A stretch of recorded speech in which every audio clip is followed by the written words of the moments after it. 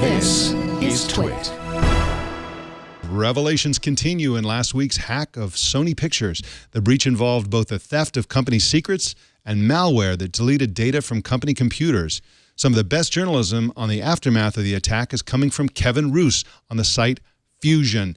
And we've been trying to get him on all week, and we finally got him. Welcome to you, Kevin. Am I pronouncing your last name correctly? Yep, you got it. Wonderful. That's a great start. Now, before we get into your coverage, can you give us an overview of this hack event? What happened to Sony Pictures on November 24th? So last week, during some point in the morning, the employees on the Sony Pictures lot saw their computer screens go dark, and a picture of a skull came up, and it said, hacked by GOP. Now, GOP, we later found out, was the acronym for Guardians of Peace, a hacking group that's claiming credit for the hack. But subsequent to that, their networks went down for a few days while they sorted things out. And then this week, the hackers have been releasing troves of data. They claim it's in the terabytes. So far, we've seen gigabytes released. And this data contains everything from full-length movies that hadn't been released yet to employee salaries, social security numbers, healthcare information. There was actually, as you're seeing on the screen right now, some information from Deloitte, which is the big accounting firm.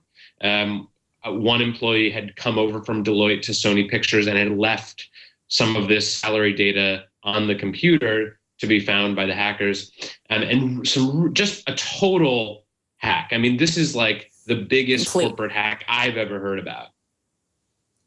Yeah, Kevin, I absolutely agree. I've been, like you, I've been looking through these gigabytes of data. Another, couple of gigabytes were released yesterday, and then about 34 gigs, I think it's been what's coming out so far. From your perspective, because I've also been looking through this data, I mean, to kind of put this in perspective for people, I mean, this is literally like everything. It seems like it's been on their internal file servers. I mean, it seems like it's basically they got everything on their entire network. Do you think that's a fair way to kind of put it?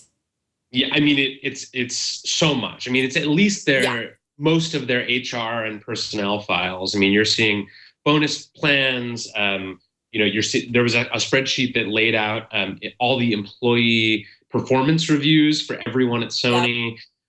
Just massive amounts of stuff. Files. I mean, I've spent the last 72 hours just poring over this stuff, as I'm sure you have. And like every hour I'm coming across something I just cannot believe is in there. It's catastrophic from the point of view of the employees because of their, their performance reviews, as you said, their salaries, all this kind of stuff. They get to look at other people. Their bank account numbers. Yeah. Yes. Their bank account numbers in a lot of cases. I mean, it's terrible. I mean, we give healthcare numbers, 401k numbers. I mean, it's truly stunning the amount of information that's out there. Yeah, and it's weird that Deloitte and Touche had salary data on the Sony servers. I don't know what circumstance could prompt a consultant to bring over the salary information from their company and put it on the servers of another company, of a client. That is bizarre. Maybe it was from email or something. Who knows? But another thing that I heard somewhere, and I don't know if you've seen this, is that there were unused scripts. Is that correct? There are actually screenplays available on these in this trove of documents? There are some screenplays for TV shows and movies. We actually found the budgets for some of the upcoming Sony films. And it's just like, I mean, but that is the least of Sony Pictures' worries right now. Like scripts are very minor compared to unencrypted medical, personal, financial data all coming out.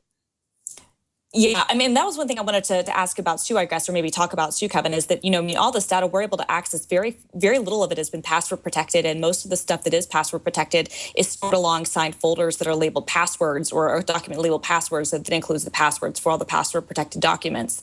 From your research you've been doing, have you been able to glean any sort of insight into, why the data practices at Sony internally were so, frankly, horrendous? Well, one of my colleagues, Kashmir Hill, just published a story about this just within the last hour.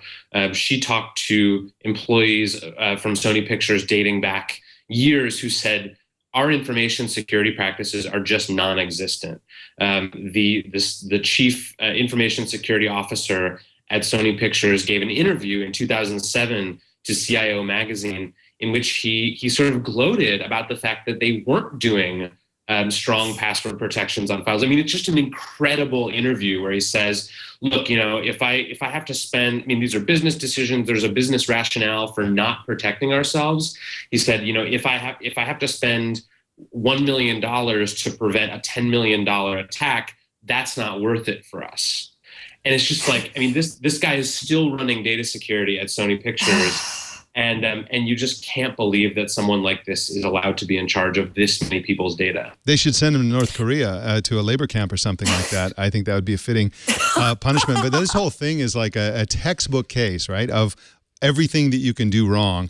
And there have been a lot of anecdotal stories. I think you've written some of these that employees there, and I think you've got some mood, you're characterizing the mood within Sony Pictures, which is, glum, that employees are using pen and paper, at least did for a few days, and that the shops and cafes switched to cash only. They've been essentially, through a cyber attack, they've been bombed back to the Stone Age almost. Is all that stuff accurate? Right. One of the former employees said, I love this quote, said, it's business as usual over here if the year were 2002. I mean, they've been reduced to, putting everything onto little flash drives, running across the lot. They are not allowed on their sort of networked file databases. Many of them are still not back on their work emails. And this is going on 2 weeks now. So this is a business interruption that's going to hurt them in the short term. The long-term question is whether they're going to get pushback or even lawsuits from employees saying, why didn't you protect my data better? And I think this is going to hurt their competitive position. I can almost guarantee that there's going to be a class action lawsuit. Yeah, I think that there's almost a guarantee there's a class action lawsuit, especially in California with the data and the HIPAA laws and some of the data privacy things, because just the way that a lot of that stuff was stored, the fact that it's not encrypted, that it's easily accessible, and that now it's out there.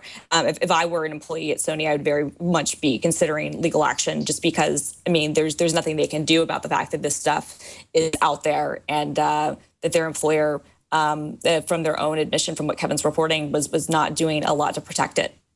And I've gotten dozens of emails from employees at Sony Pictures since our first story came up, just saying, I can't access these files and management won't tell us anything. Can you look up for me whether I'm in the database and tell me? I mean, they're freaking out, as they should be. This is really scary stuff. Yeah. And I think the sort of panic over there is only going to get worse unless management, starts telling people the information they need to know. Okay, one final dimension to this. You've done some additional reporting based on the information leaked. For example, the hack exposed some gender disparities in the salaries of top executives, that sort of thing. And you've also defended the use of that information. Can you share your views about the ethics of journalists basing stories on stolen data? Well, we're certainly not the first. I mean, there's a decades-long precedent of journalism in the public interest using data that was improperly or illegally, come about. So we're not unique in this perspective. I don't think it's a particularly controversial decision. Our editors and counsel agree. And I think that when you're talking about matters like the information security of thousands of employees, a studio that is one of the largest in Hollywood, and things like gender disparity at a major Hollywood studio, I think these are well within the public interest.